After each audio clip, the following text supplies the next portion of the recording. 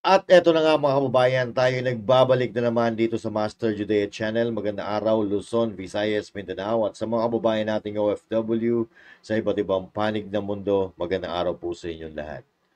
Mga kababayan, may kumakalat po ngayon na balita. Kung matatandaan po natin, mga kababayan, na parang talagang minadali po ang pag-aresto kay PRRD at paglipad diyan sa Netherlands. Noong mga unang taon, si Marcos Jr. sinasabi niya na hindi makikipag-ugnayan ang kanyang administrasyon sa ICC. Pero noong nagkahiwalay na sila ni VP Sara Duterte at medyo nagkaroon ng lamat ang kanilang pagkakaibigan at ang kanilang samahan, medyo nagiba na po ang istorya. Binanatan ng binanatan ang mga Duterte, dinurog ng dinurog ang mga Duterte. Hanggang humantong ito sa pagkakadakip na nga kay Pangulong Duterte. Kung matatandaan natin, mga kababayan, marahas ang pag-aresto kay Pangulong Duterte at umabot pa nga sa punto na gustong kaladkarin ni Torre si Pangulong Duterte. Pero mayroong bulong-bulungan ngayon, mga kababayan, at mayroong usap-usapan na kumakalat sa social media na ganito. Ito po mga kababayan, basahin po natin.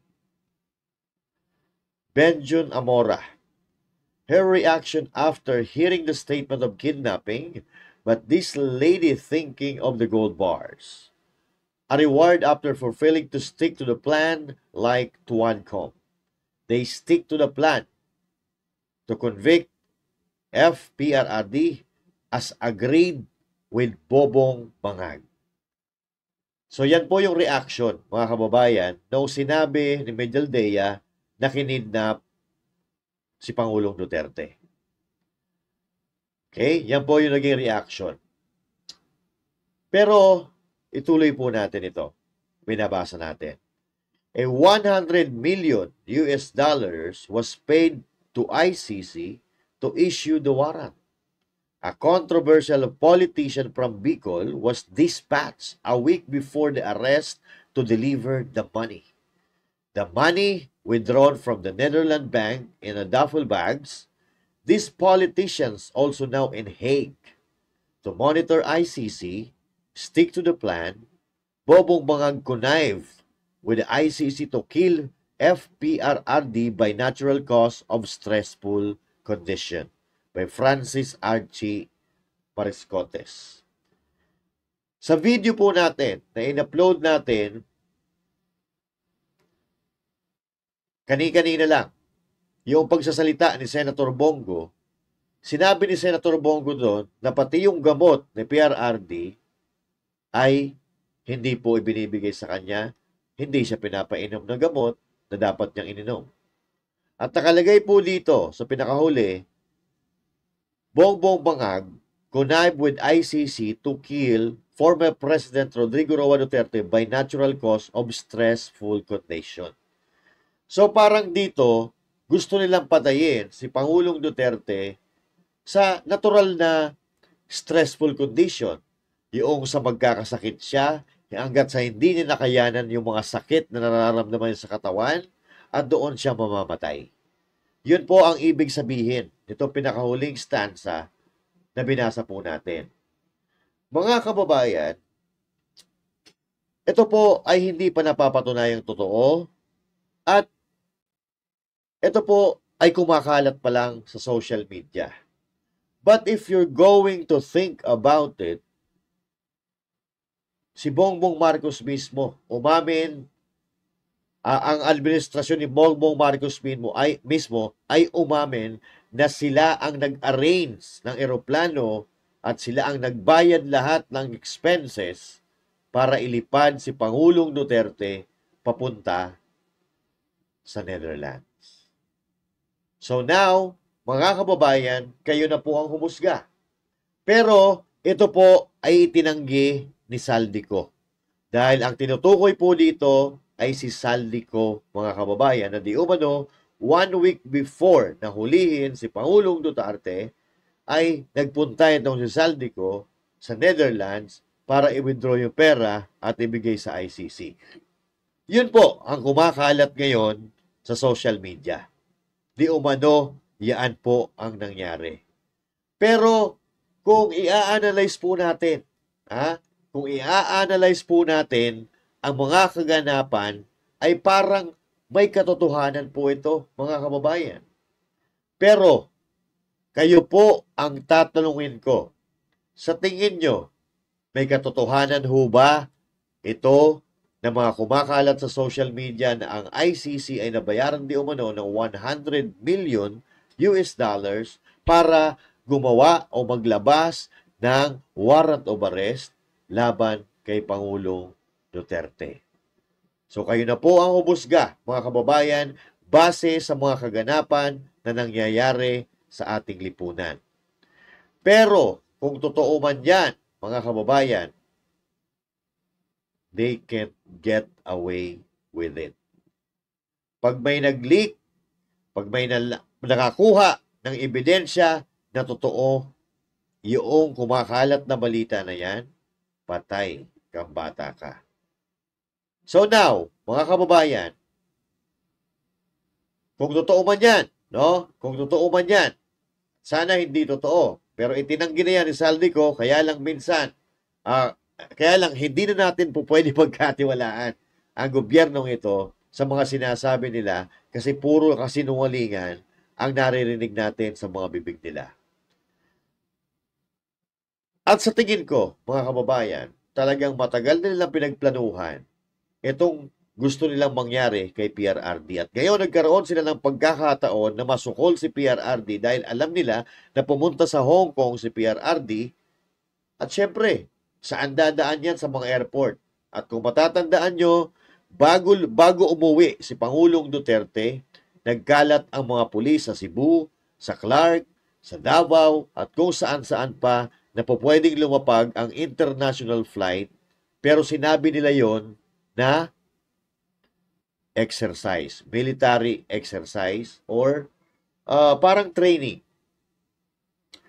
At dumating na nga yung araw, mga kababayan, na inanunsyo ng kampo ni Pangulong Duterte na diyan siya sa NAIA Terminal 3 lalapag. Ayun na. Doon na po ang nangyari. Pero balikan lang po natin. Baliktanawan lang po natin kung paano nahuli at paano naging marahas ang paghuli kay Pangulong Duterte. Kayo na po ang umusga dahil ang ebidensya hindi po nagsisinungaling. Hindi po nagsisinungaling ang kamera. Ito po, mga kababayan, panoorin po natin. Duterte! Duterte!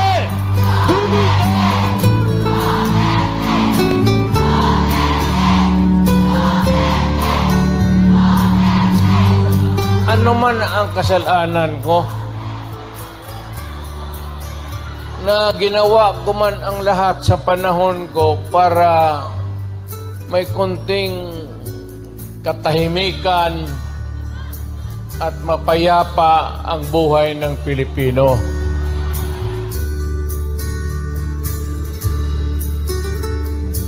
Marami akong ginawa na hindi nagustuhan ng iba.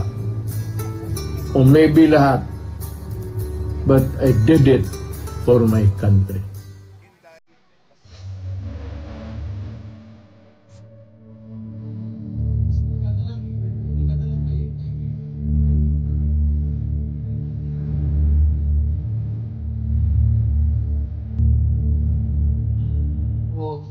You will just have to kill me. Kung hindi ako papayag, kung kakampi ka dyan sa mga puti.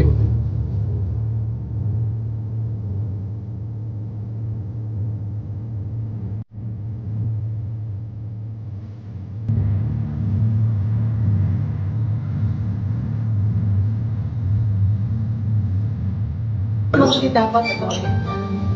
Ayaw mo.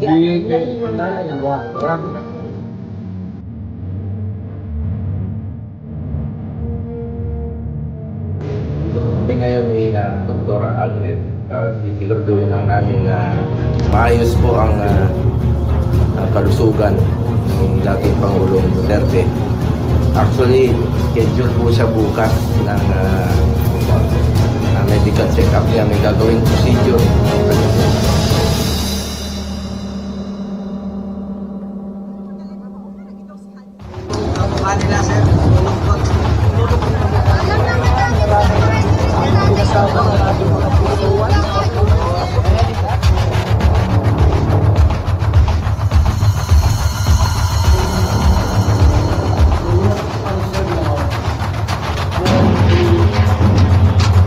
By virtue of the warrant of arrest issued by the ICC for crimes against humanity. So, we have the right to remain silent.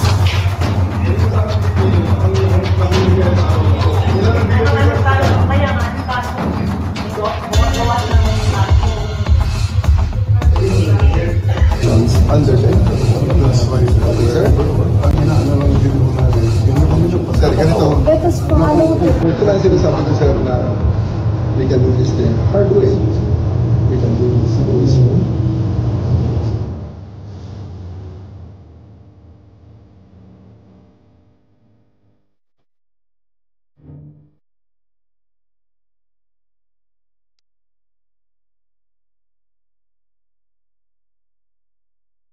I'm just- waiting for my daughter and son. Just invoke Article 59. Bakit hindi yan magawa-gawa? Attorney, you will That's precisely the point that I'm saying. Ano lang naman, huwag kayo mag-ano, huwag kayo, please lang, bawal hawakan. Attorney, Bawal hawakan. Kayo ko na lang.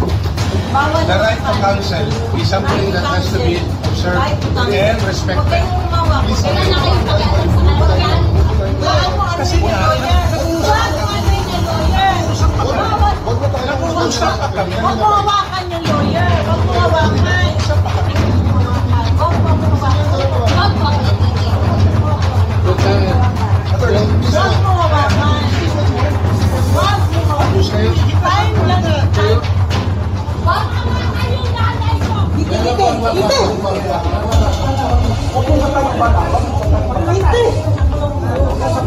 Akin na yung anak ko. Akin na yung anak ko. Akin na. Halika dito na. Halika dito na.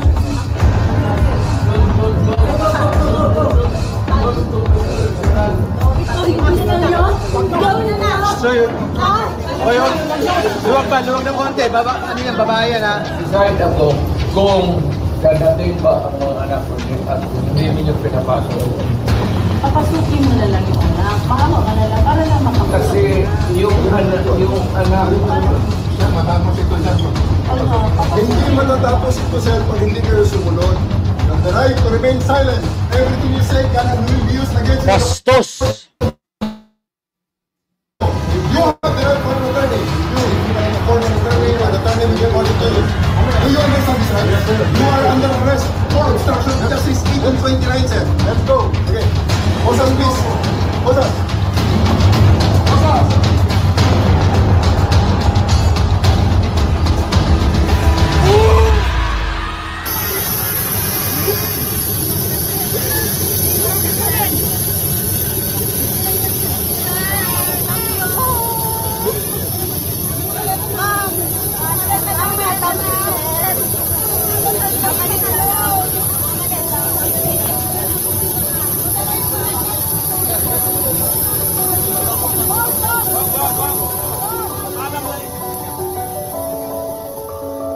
Wala tayong magawa eh kung susunod sila sa Philippine National Police, kung susunod sila sa illegal na mga orders, wala tayong magagawa. Eh, yun yung desisyon ng Philippine National Police. Eh. Mag-implement sila ng illegal orders. This is the saddest day in Philippine history. Kayo na po ang husga. Pilipino dapat ang husga. Nakakalungkot. At this age, 80 years old, dinala pa ang bayan. Please, pray for his safety and health.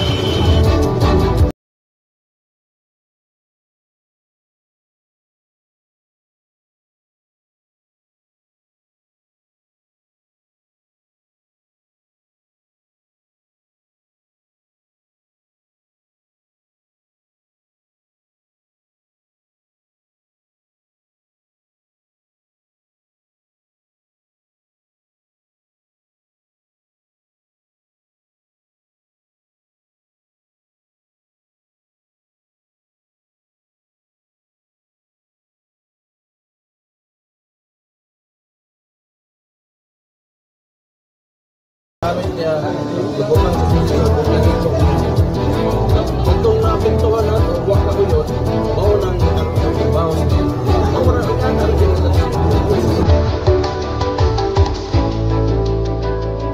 To my countrymen,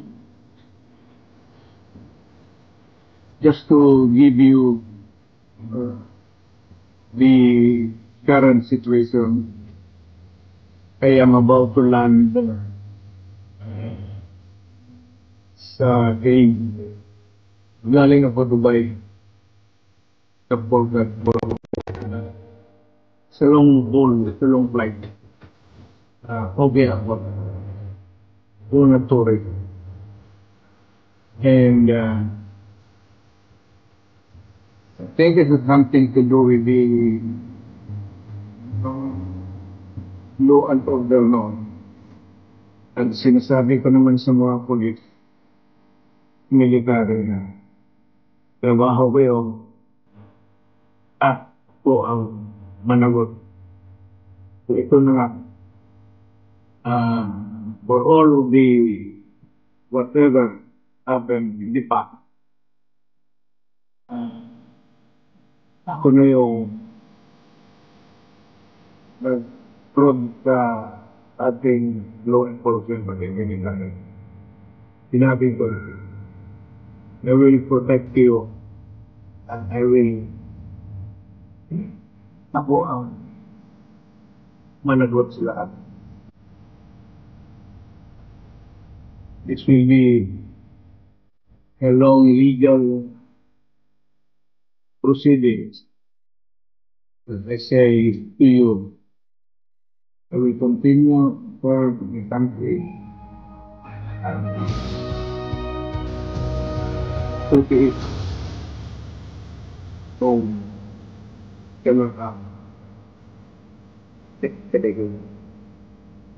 salamat.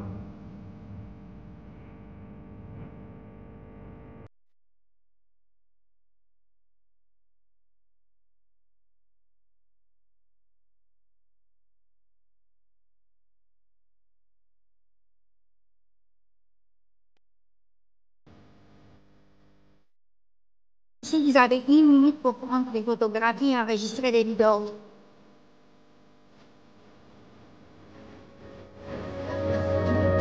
I am Rodrigo Roa Duterte. That's my first middle name is Roa. The surname is Duterte.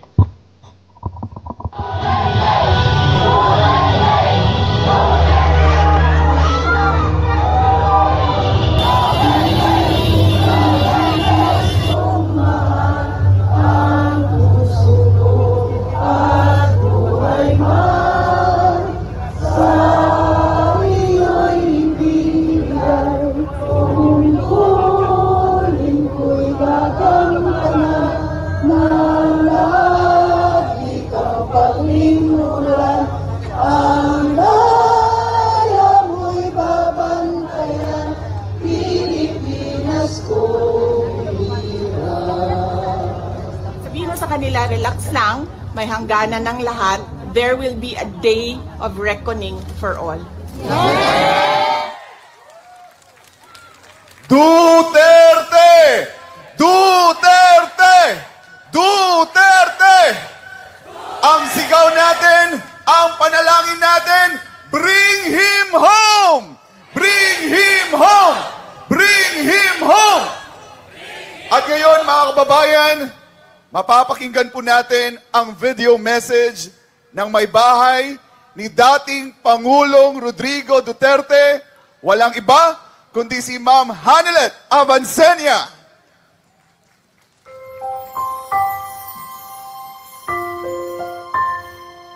Message ko sa Pilipino, kabalo mangod ko, alam ko ba how he took his oath seriously. Gihimo niya ang tanan para sa Pilipino. Gusto niya may maayos na buhay ang bawat Pilipino. Gi-make sure niya na ang mga tao maka-avail sa medical assistance when he was president. Gi-make sure niya na before mulanding ang bagyo, naana siya dito, mag-una na siya dito. Katong sa Marawi, make sure niya mabala ang kagubot. Even sa iyang katigulangon, naningkamot yun siya. Katong siya naglingkod na presidente. Miski nakapoy siya, wala mo kabalo na during the time na pandemic, almost failing na iyang health. Pero gusto gito niya mag-cabinet meeting pa rin. He does not care kung magka-COVID siya. He doesn't deserve this kind of treatment. Di naman gani, gusto na siya mo trabaho. Di na gusto mo dagan o papolitika. Ang tao lang si amugos niya. Kinakatilaw mo sa kind of leadership na iyang gihatag. You may find his mouth very foul. Masulti siya o kuan. Igo naman siya mangisog. I remember that time na giingnan ako ayuhan ng Pasig River. Giingnan ako na siya. Dali raman na pag-isog-isog lang man ka. Maura man na iya ha. Ang isog-isog niya na iresulta. Maayo taglag inabuso na siya during sa iyang presidency. Wala nag-abuso. Walang awat. Nagpakumbaba siya, miski presidente na siya. Makita niyo mo siya matrato-tao. Naluhoy ko kay pagkaon na lang ng tani ang gusto. Dili na siya materialistic. He doesn't care kung naa siya'y kwarta o wala. He doesn't care kung unsa iya ang isuot. Daan.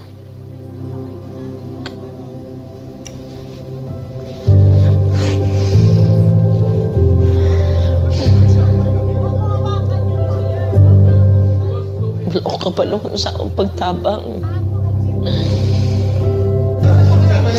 Maski kaluoy na lang unta.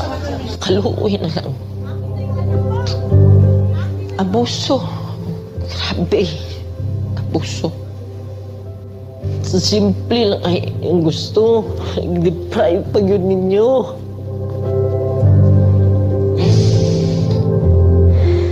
Simple lang kayang gustuhan na. I-deprive, miski gipatay na unta mo siya.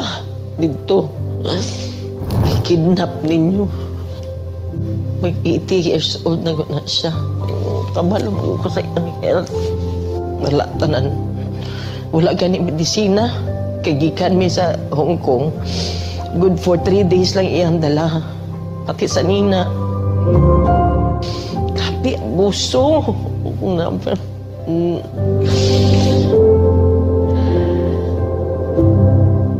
Grabe. Wala man na siya ni trigger o pusil, maski isa. Wala man na siya gi-pusil. Wala man na siya gidunggab. Hila accusations 9 kabuo. Asa man ang 9. Wala maganin niya magkiti. Siguro ng 9 na gina-accuse siya.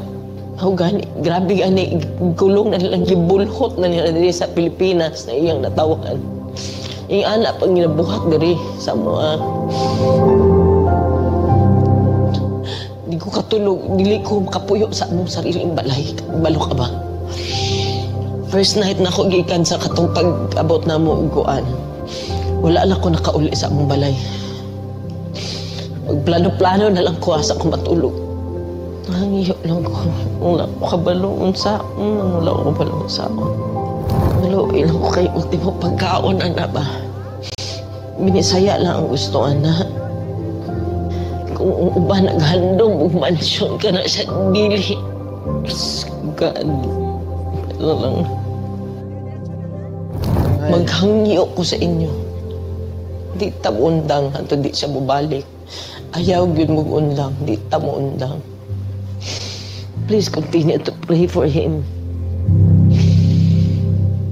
And for us nga maunsa na mo ni. Tabang, Pilipino, tabang. Ayon, mga kababayan. Yan po ang may bahay partner ni Pangulong Duterte. Nagsusumamo po sila sa mga Pilipino, sa atin, natulungan natin sila. Kaya tayo, mga kababayan, anong oras na? 2:00. 2:00 na ng madaling araw. Magawa pa tayo ng mga ganitong video para mayatid sa inyo yung mga balita. Yung mga balita na sana ay nakukuha natin sa mainstream media pero wala na po tayong maasahan. Kaya tayo po, Alam ko marami po ang hindi na natutulog sa inyo. Huwag po kayong mag-alala kasi sabay-sabay po tayong magpupuyat para sa Pilipinas, para sa ating minamahal na Pangulong Duterte. Na mga kababayan, nakikiusap ang partner o asawa ni Pangulong Duterte na patuloy tayong manalangin, huwag tayong tumigil. Ha? Hindi tayo titigil. Kami bilang vlogger, hindi kami titigil sa pagpapakita po sa inyo ng mga kaganapan sa ating lipunan, sa mga pangyayari dito sa ating bansa. Dahil hindi na po yan nagagawa ng mainstream media. Tikom na po ang bibig nila doon sa mga importanteng bagay, sa mga issue na masasaktan ng Marcos, tikom po sila. So now mga kababayan, at nababalitaan pa natin, kanina sinabi ko yung regarding sa $100 billion at may kumakalat din ngayon sa social media mga kababayan na yung nagsalita doon sa ICC na nagtanong kay PRRD, may picture na kumakalat nakasama si Lisa Araneta Marcos kung saan sila ay nag-happy-happy. So mukhang totoo po yung kumakalat na mga $100 na yan ay binayad sa ICC, mukha lang naman. Pero kayo na po ang humusga. Pero mga kababayan, ang hindi po natin may tatanggi ay pinagkanulo ang dating presidente ng Pilipinas. Yung presidente na napakagaling, yung presidente na magiging balakid sa mga kurap, sa mga abusado sa gobyerno, sa mga kriminal. Yun po mga kababayan ang dahilan nito. Kasi karamihan po dito sa Pilipinas, maging mga politiko, kung hindi kriminal, mga abusado, magdanakaw, mga kurap. Mga kababayan, may ipapakita po ako sa inyo. Mismong si John Vic Remulla po, umamin ang pagsasabuatan nila para maipadala or maipakulong si PRRD doon sa Netherlands. Ito po, mga kababayan, ipapakita ko po sa inyo. Umaamin na po sila, naglalabasan na po yung mga ebidensya. Kung sino talaga at alin, kung sino ang naghudas kay Pangulong Duterte at ipagkanulo sa mga banyaga. Basahin po natin. It was a group effort. Sik Teodoro was there. Sik Anyo was there too. The President and I. Ang nagsasalita po dito si John Vic Remulla. Pero mukhang nakokonsensya na po itong si John Vic Remulla dahil parang gusto niya iligtas sa kanya sarili. Dahil marami po, parang gusto niya sabihin, marami ang nag-effort dito. Oo. Para madala si Pangulong Duterte. So ngayon, makikilala na natin kung sino talaga mga hudas. Okay? Itong si Anyo, mga kababayan, ginawa itong sekretary ni Pangulong Duterte doon sa kanyang administrasyon. Ito naman, si Teodoro, malapit ito kay BP Sara Duterte kung di ako nagkakamali. Isinali pa nila ito doon sa kanilang alyado ng 2022 election. Ito naman si Remulla, dating mga Duterte ito, nung nasa pwesto pa si Duterte, pero hindi ko alam kung ano na nangyari. But at least now, mga kababayan, nagsasalita siya. Nagsasalita siya para mabulgar. Kung sino talaga ang may pakana nitong pagdukot o pagkidnap kay Pangulong Duterte. Ulitin natin. It was a group effort. Sek Teodoro was there. Secretary Anyo was there too. The President and I. So silang apat, mga kababayan, ang nandun. Ako ang natira, last man standing doon sa Malacanang kasi si Secretary Teodoro was working on his office in Camp Aguinaldo. Sek Anyo, of course, his specialty is intelligence, so he was gathering all the information in his location. Ako nasa Malacanang. So siya yung natira, mga kababayan. Siya yung natira, so ibig sabihin, siya po yung inutusan, siguro, ni President Marcos Jr., para siya na ang manguna. Ang DILG po, mga kababayan, under niya ang PNP, Philippine National Police, under niya si Torre. That is the reason why si Torre po ang nanguna sa paghuli kay President Duterte. Ganun po ang istorya, mga kababayan. So ito po ang pinakamalungkot na parte sa kasaysayan ng Pilipinas, na kung saan dapat yung presidente na dapat ating minamahal ay ipinagkanulo sa mga taga-ibang bayan. Wala na po mangyayari sa ating Pilipinas, sa ating bansa, dahil mismo na ang presidente ng Pilipinas, former president, ay kayang ipagkanulo ng gobyerno ito.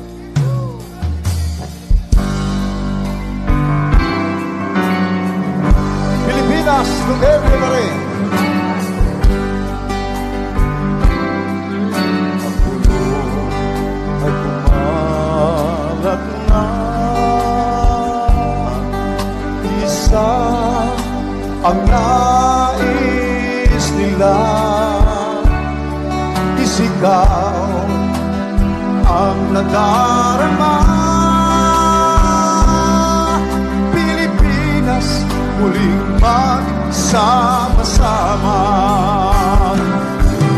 Pilipinas, Duterte pa rin ang tunay na iwagayway natin ang ating watawan sa atin.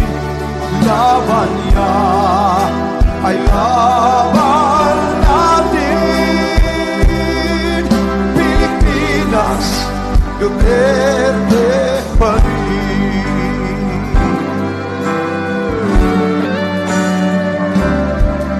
Ilang bayang minamahal, lagi kang ipagdarasal, na muli kitang makita. Bangon may pag-asa pa. Pilipinas, Duterte pa rin ang tunay na nagmamahal sa atin. Laban niya ay laban natin. Pilipinas, Duterte pa rin.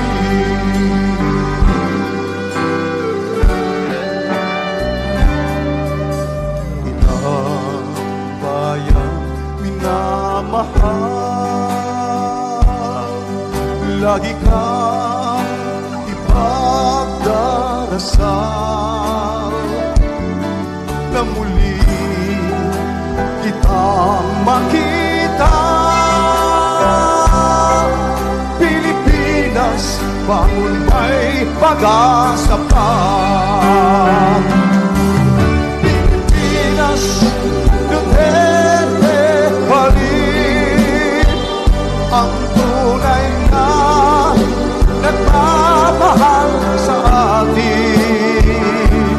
Laban niya ay laban natin. Pilipinas, Duterte pa rin. Pilipinas, Duterte pa rin ang tunay na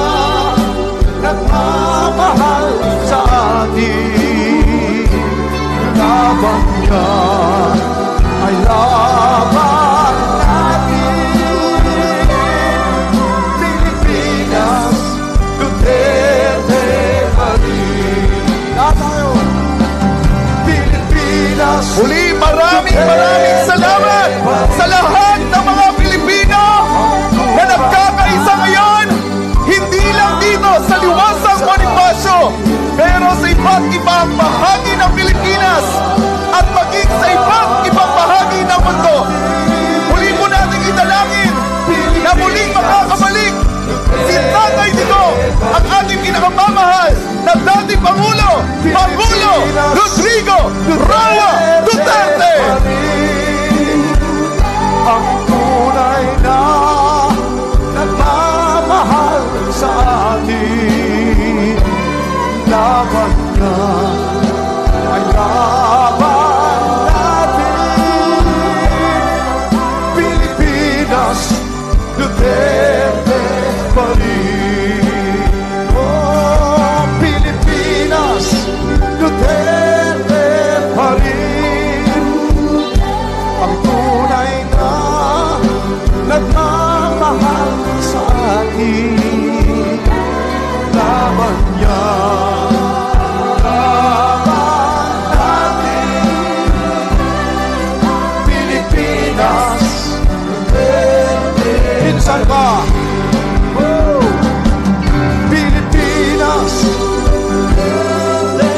pa rin. Ang tunay na nagmamahal sa atin, laban